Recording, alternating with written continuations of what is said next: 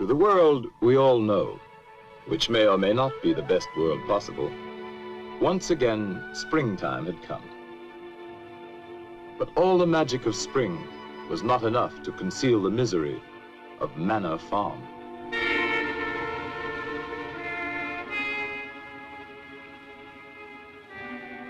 Once thriving and fruitful, the farm and its owner, Mr. Jones, had fallen on evil days. Beset by problems of his own making, Mr. Jones had turned to drink. And for his misery, he had found poor company.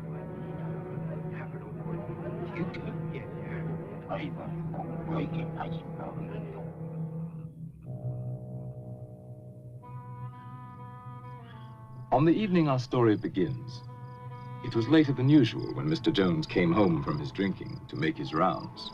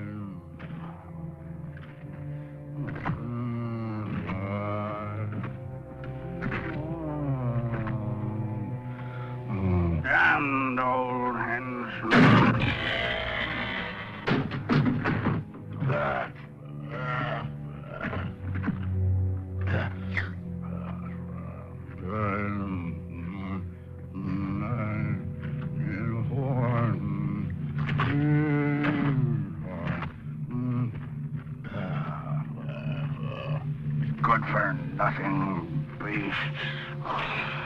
Eat their heads off.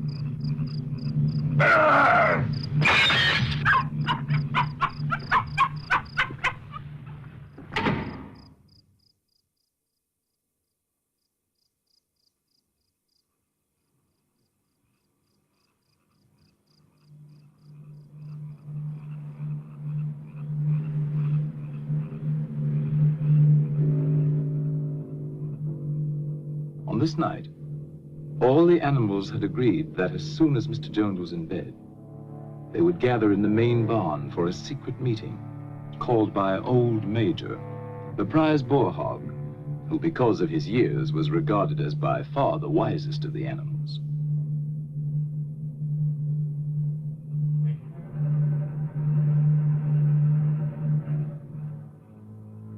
The other pigs started first for the meeting, being clever and fond of taking the lead.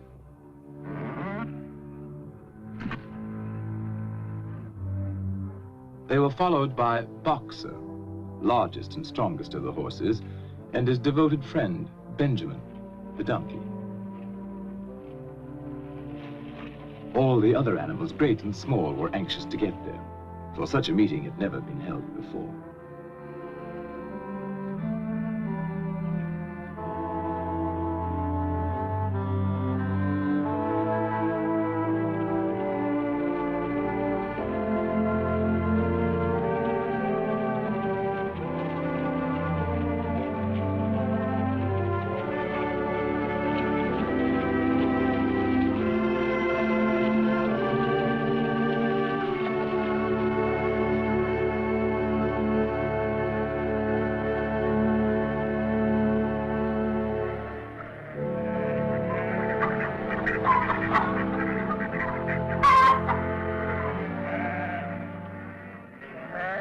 Old Major had been ailing, and now he had made known there were some things he wanted to say to his fellow animals before it might be too late.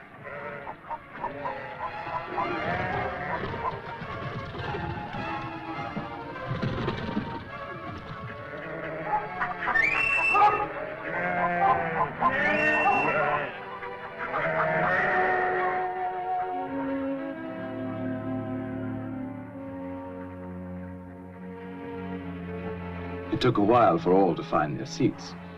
The pigs had taken up the best positions immediately in front of the platform. Among them, Snowball, determined to get a good view. And Napoleon, equally determined and even less polite.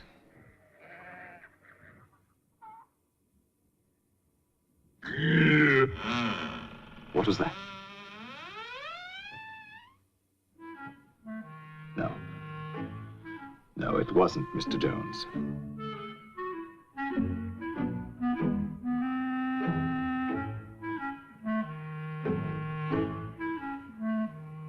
And at last, everyone could be settled to hear Old Major. My dear friends, I have lived a long life.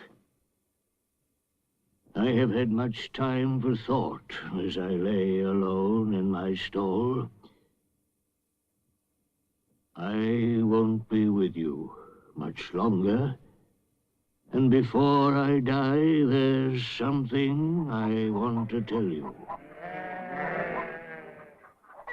Few of us will ever know the blessings of a peaceful old age. You, boxer, when you have given the last of your great strength, what then?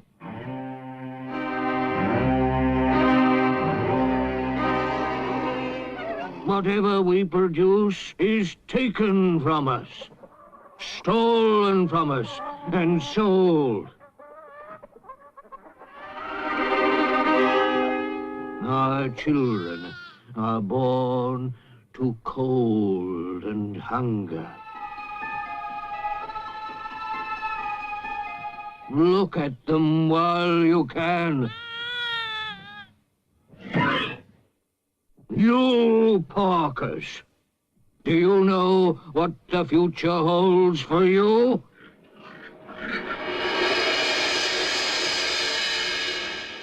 Do we deserve such a fate? Is this farm too poor to support us all? No, comrades. The farm is rich, but we'll never get our rightful share from Farmer Jones. Overthrow this evil tyrant, and we shall be rich and free.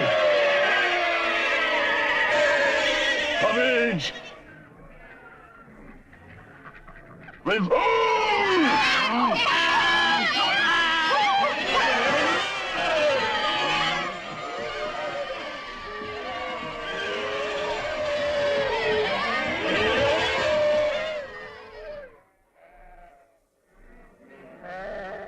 But remember, when you have got rid of Jones, don't adopt his vices.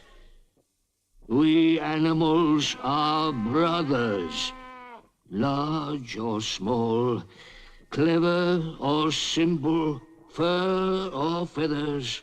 Now and forever, all animals are equal.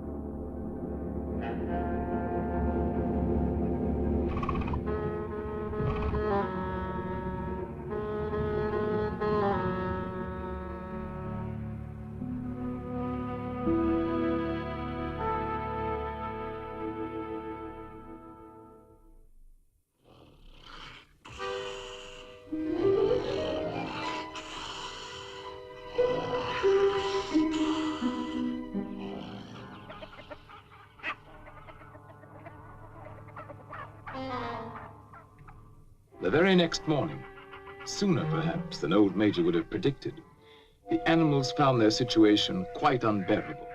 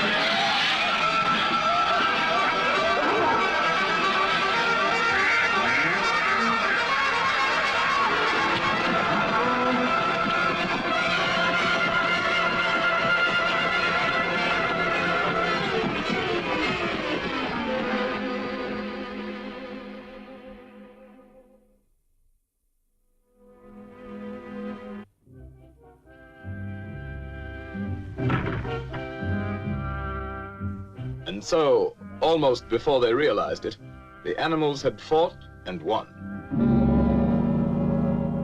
They had casualties to mourn, and those who died left children to be cared for.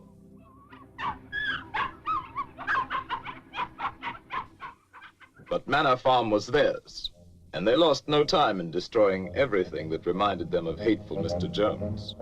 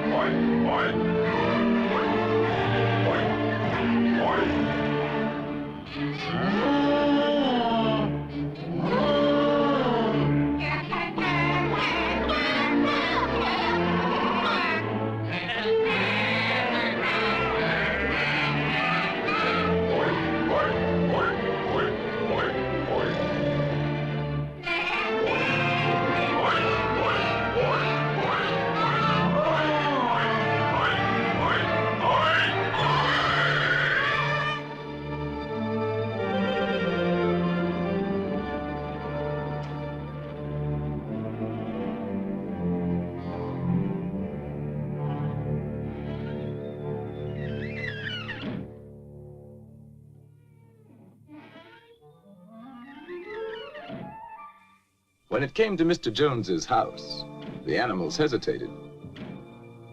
Napoleon showed the way, but Snowball took the lead in entering the place where their tyrant had lived.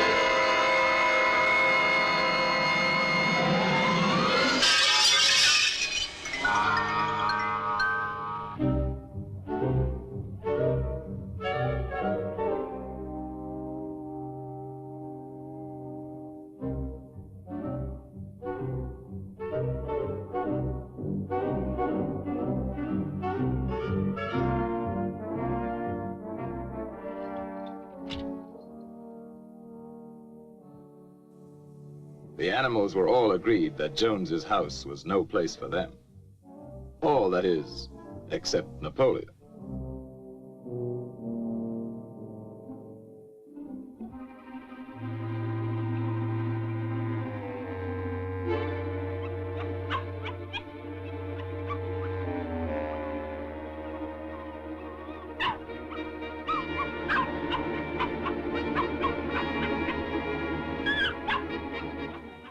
Meantime, Snowball led the other animals in organizing a new society, which they now named Animal Farm.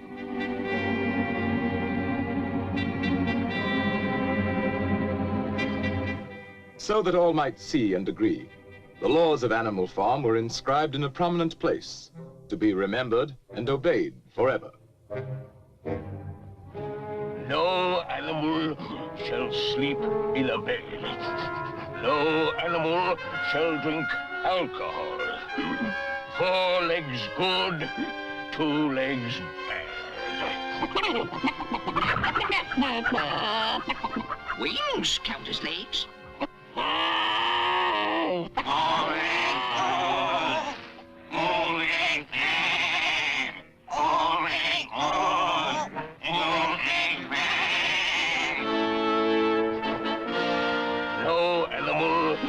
Shall kill another animal. All animals are equal.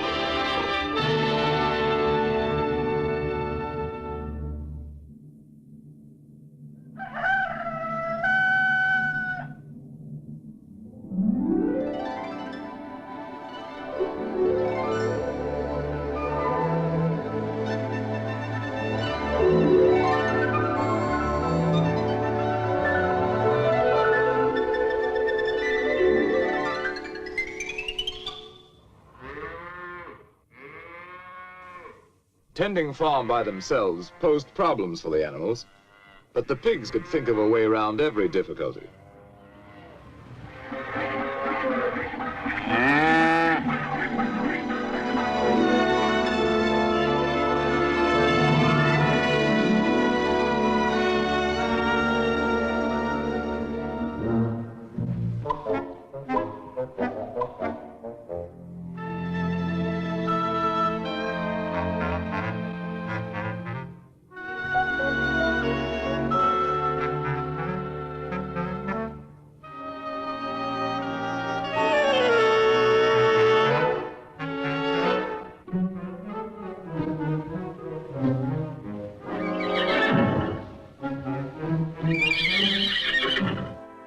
Boxer was the admiration of everybody.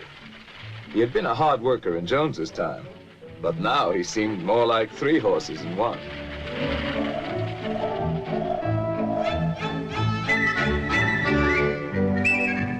Instructed by Snowball, other animals worked out the rest for themselves, and the farm work was done like magic.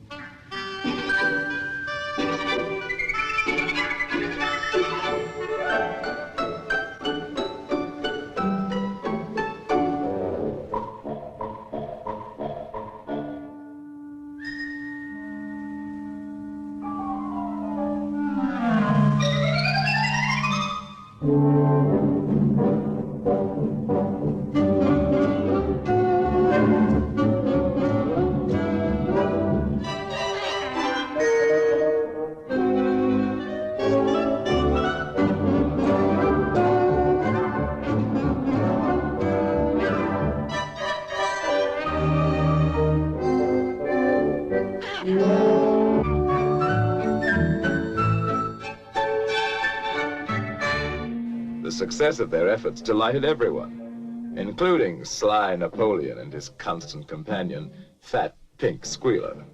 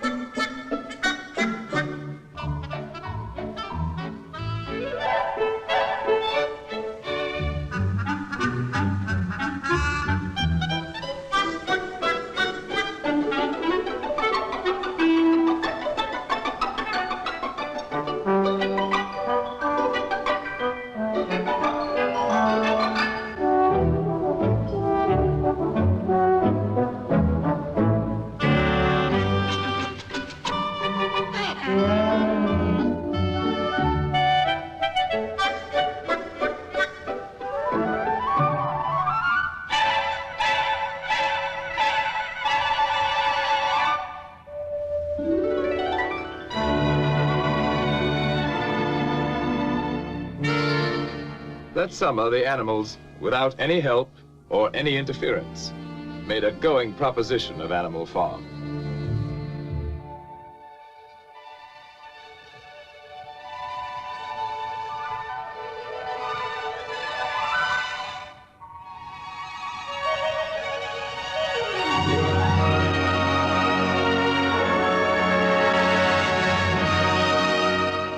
The fields yielded richly, and they were cut and gleaned with diligence and devotion.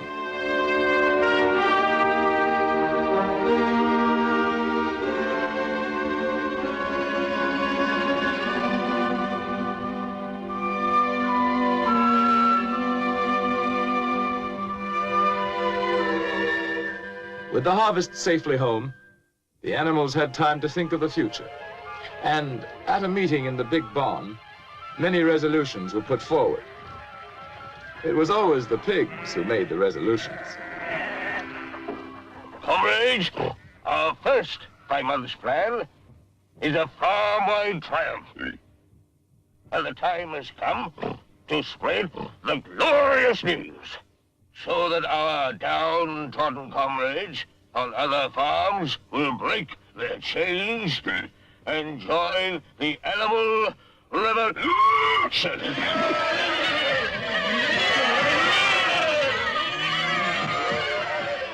So, tell the wonders of Animal Farm to the world!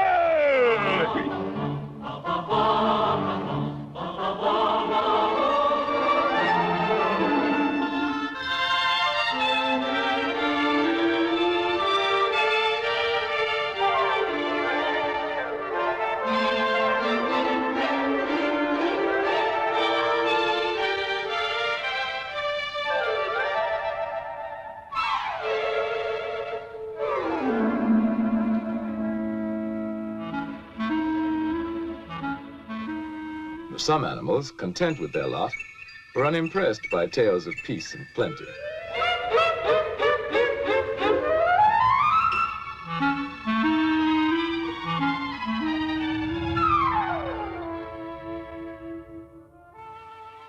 Others, happy in their own surroundings, were alarmed at the thought of any change.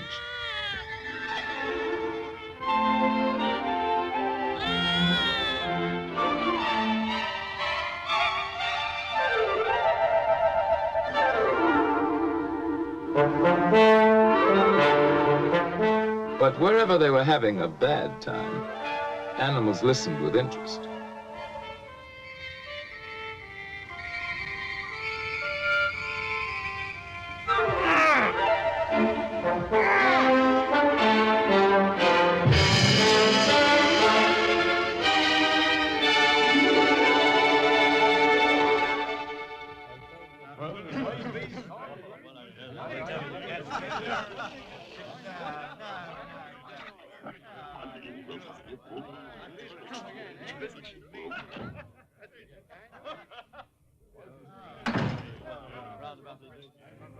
In certain quarters, the rebellious behavior of a lot of dumb animals caused indignation and much conversation.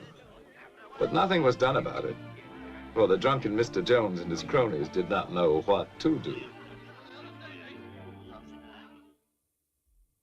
Snowball felt that education was the animals' next necessity. Some of the animals were brighter than others, of course. B! C! D!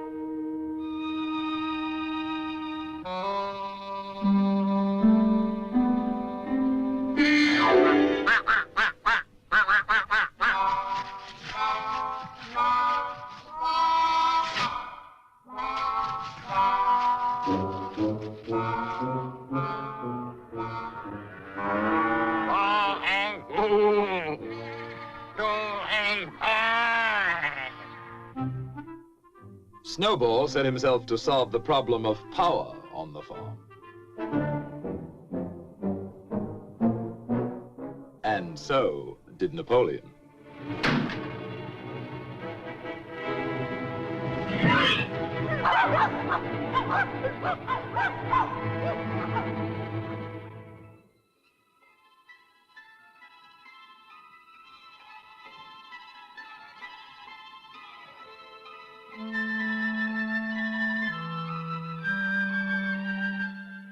In January, there came bitterly hard weather.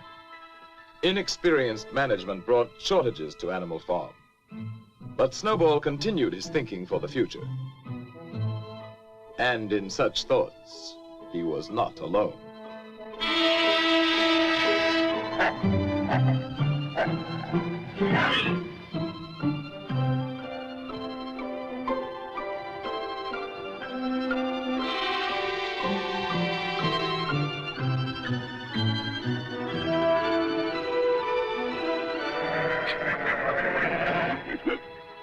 Comrades, I have prepared a new plan for Animal Farm.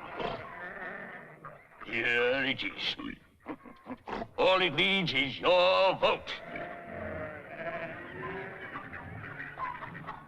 At first, we will have to work more and eat less. But my plan will bring us electricity. It will mean a warm barn in winter. A light in every stall.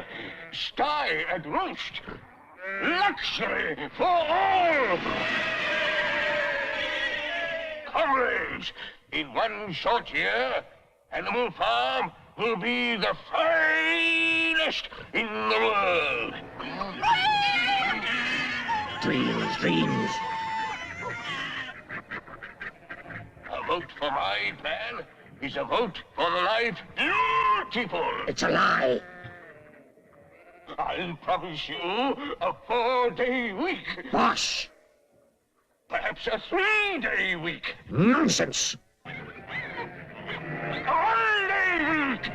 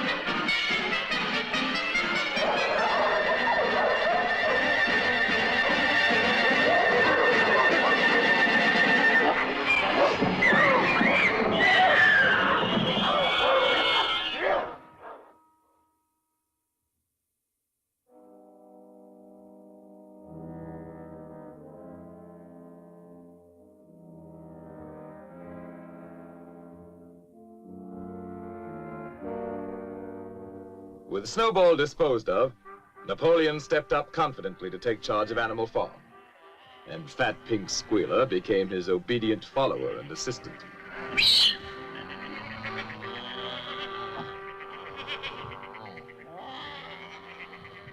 Comrades, Snowball is a traitor.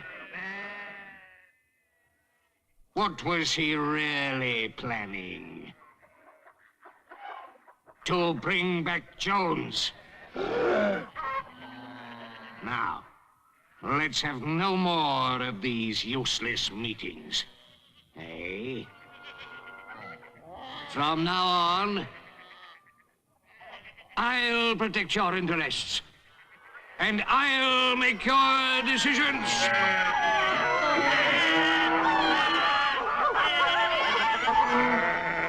Let me show you my plan for Animal Farm.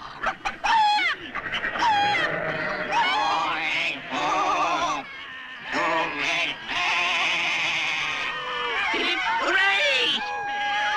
For Napoleon! And so the windmill was started after all.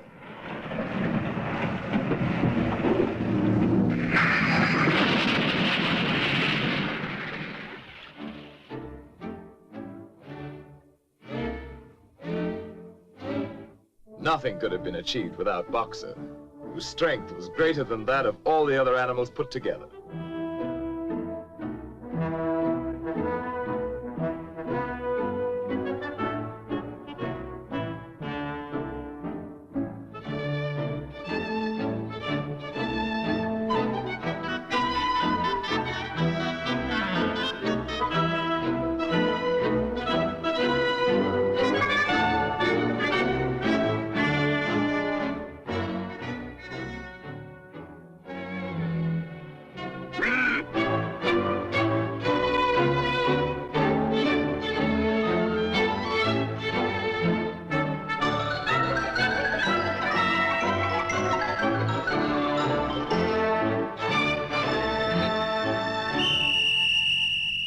Superintended by the pigs, all the animals worked long shifts which lasted from dawn till dusk.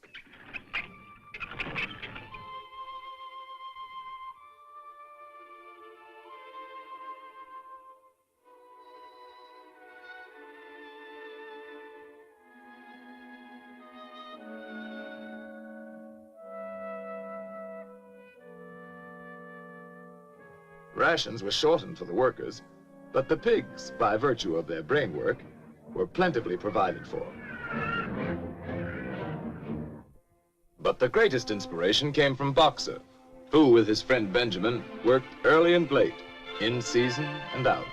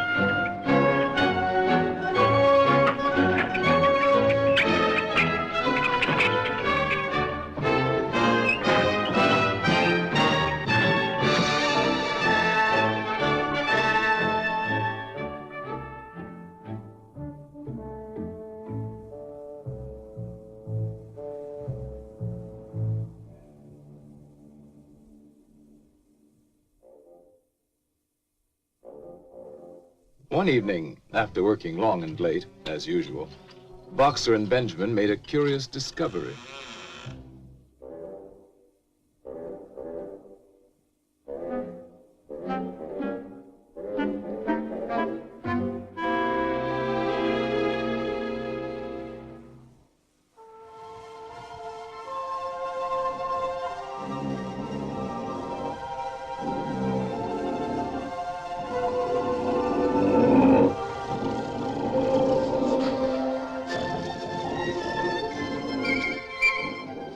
Word of what now went on at night in Jones's house spread quickly through Animal Farm.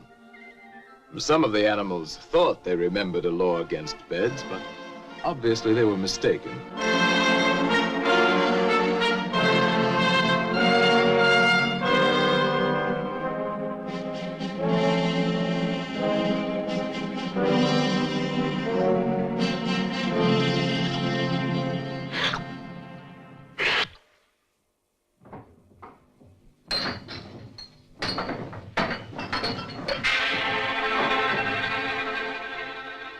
And now, other changes in the laws of Animal Farm were in store.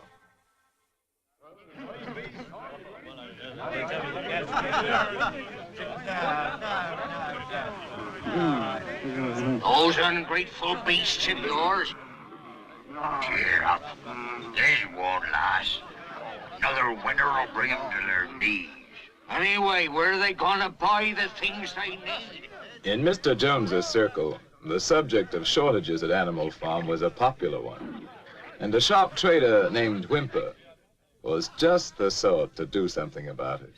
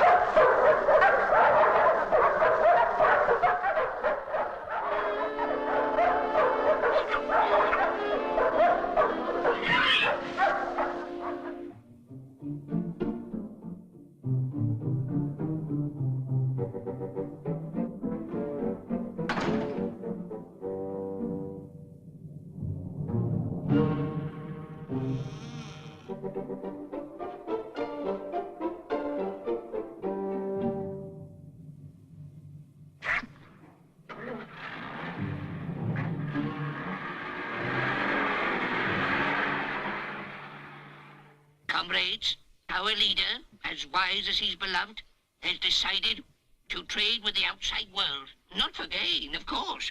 That would be unworthy of our noble principles. You, hens, are to have the honor of making the first contribution. All your eggs. I know how proud you are of this privilege.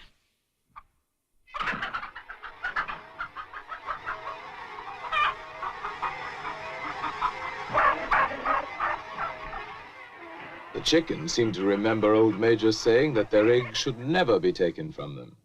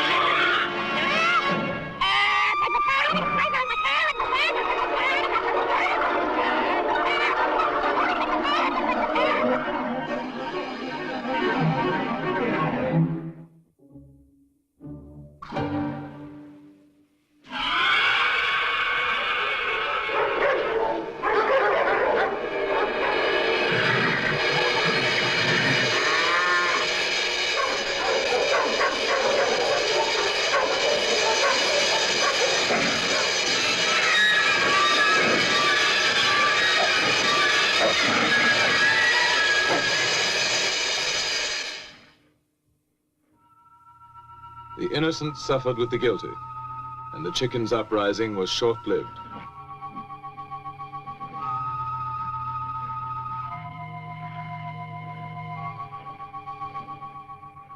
Comrades, I have made a terrible discovery. There are traitors among us. Yes, comrades. In league with Jones and Snowball. To destroy Animal Farm.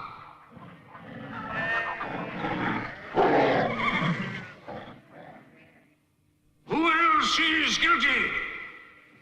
Stand up and confess!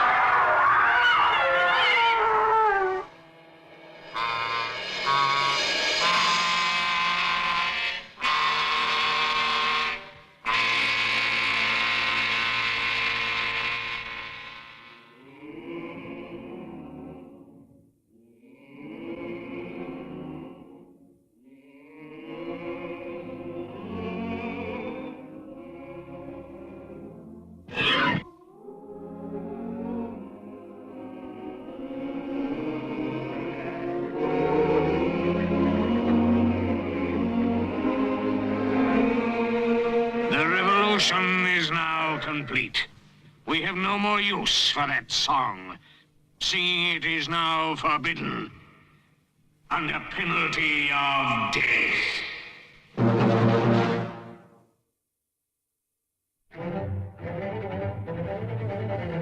Trade between Animal Farm and the outer world now became quite brisk.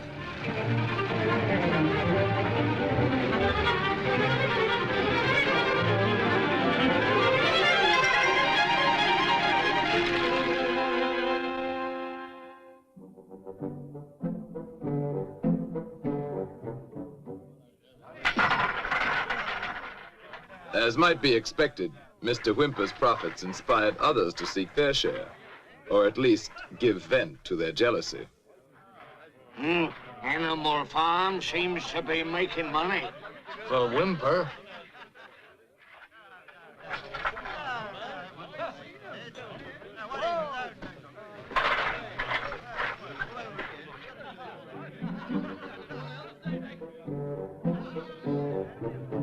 Who ever heard of animals running a farm? Have you seen a windmill? Come on, let's kick him out. Yes, kick him out.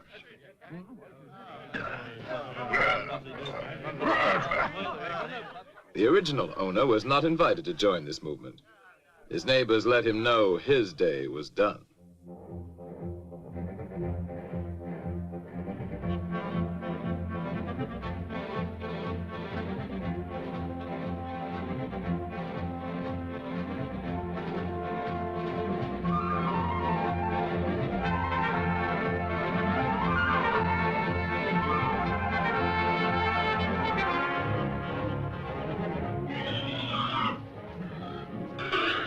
Comrades, the enemy has mobilized all his forces against us. We must save Animal Farm from the hateful enemy. At all costs, with animals.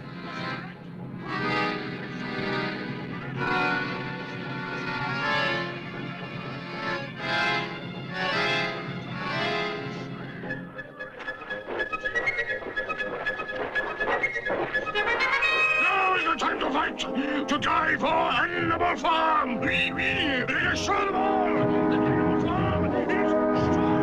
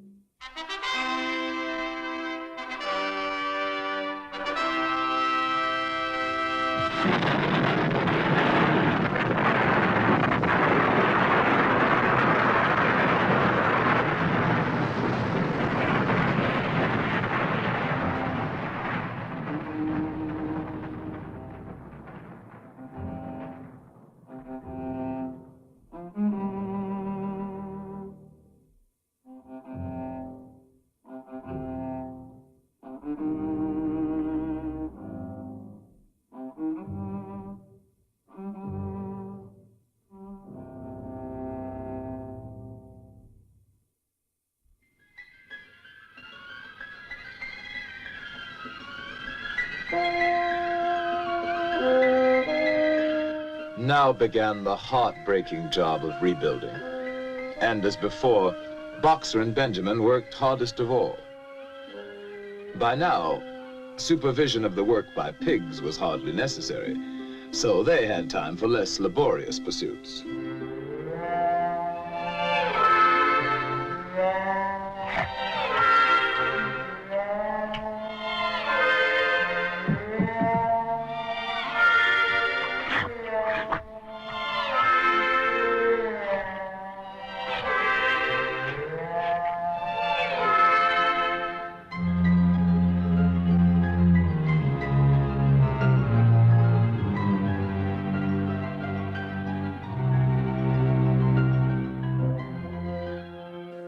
Long after the other animals left the job, Boxer and Benjamin worked on and on, giving their all, year in, year out.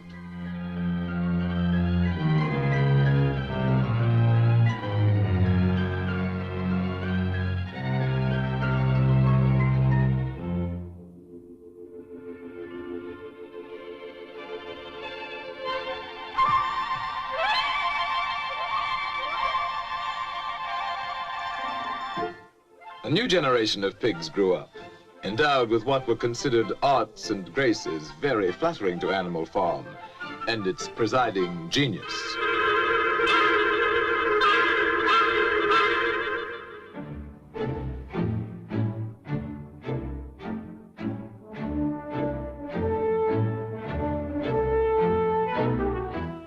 But still the windmill was not finished, and Boxer's injured foot got worse instead of better.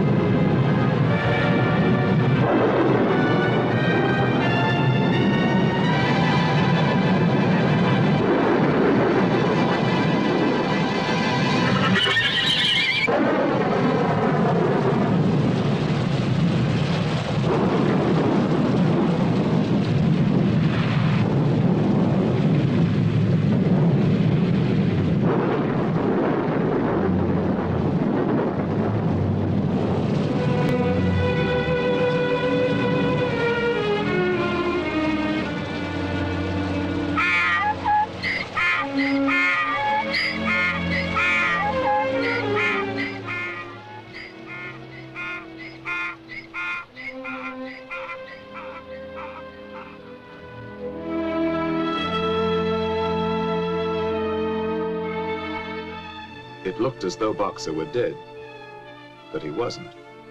Not quite.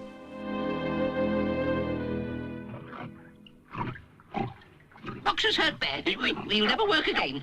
What do we do? While Napoleon and Squealer made plans for Boxer, Benjamin predicted he could look forward to a well-earned rest and retirement.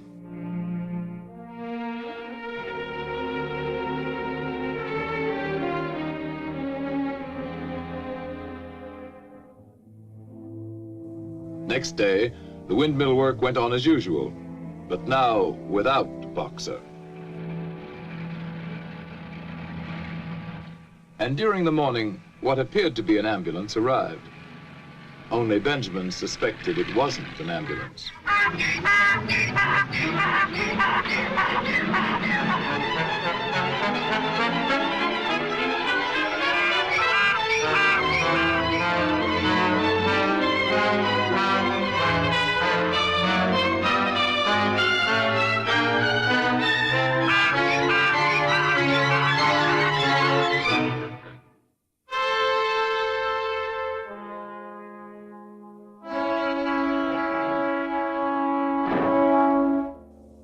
The other animals finally recognized the death wagon from Mr. Whymper's glue factory.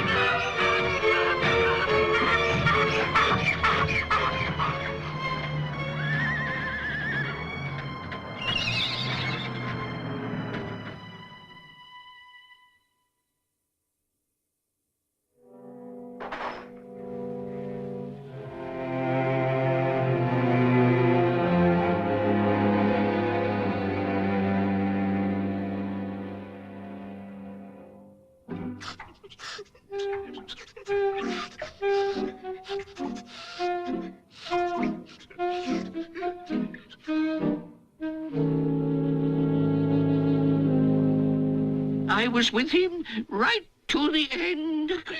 His last words were, "Forward, comrades! Long live Napoleon!"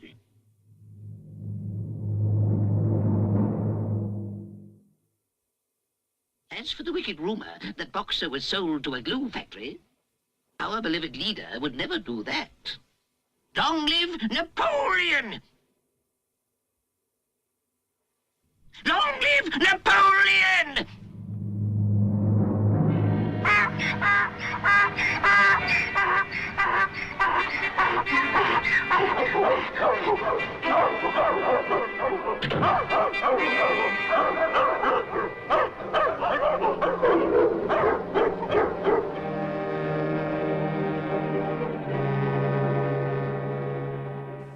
And that night, the pigs drank to Boxer's memory in the whiskey they had bought with Boxer's life.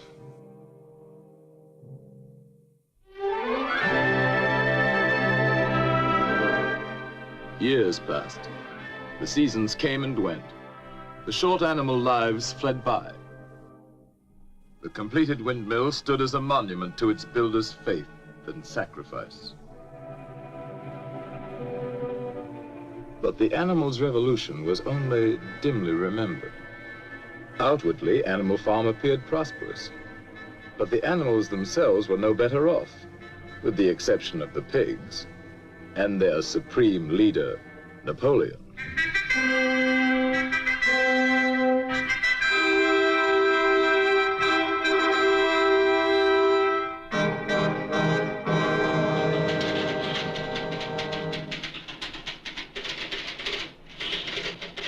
His pig-run enterprise now had many of the frills of real civilization. And one fine day, pig delegates from far and wide arrived at Animal Farm to celebrate the coming of a new era.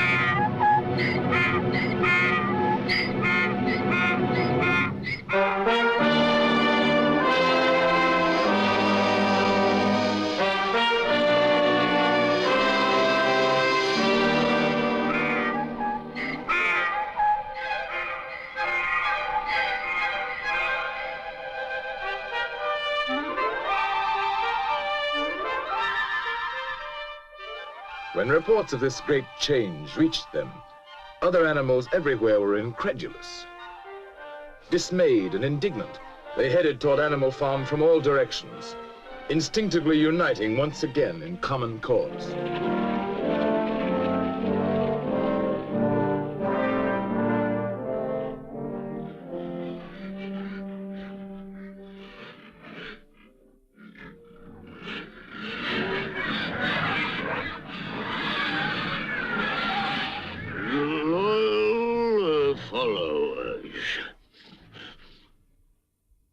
On farms owned and operated by pigs, there is order and discipline.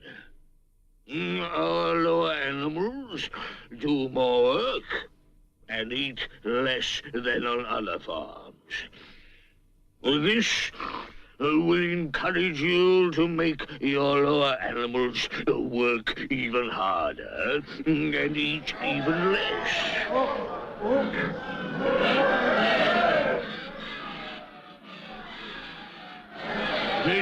greater animal farm.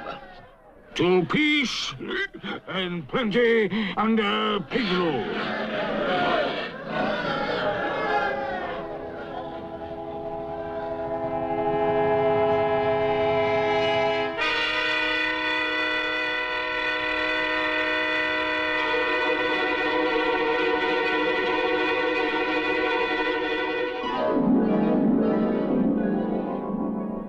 To the day when pigs own and operate farms everywhere.